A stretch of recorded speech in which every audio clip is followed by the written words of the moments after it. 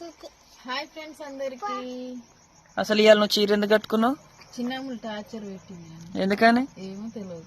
ఎందుకమ్ములు అటు పో, అక్కడ పో. ఎందుకు మమ్మీ చీర ఎందుకు కట్టుకోమన్నావు? ఇట్రా.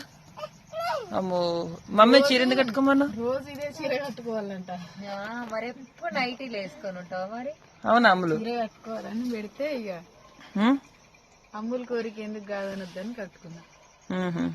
రోజు ఒక చీర మమ్మీ. ఇదే చీర ఇస్తావా? ఏదో ఇక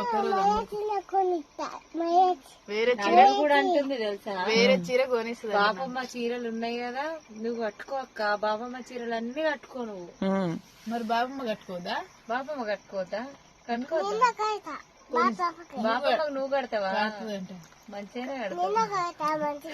కాలు పొడుగులేవు నువ్వు. నువ్వు కడతావా?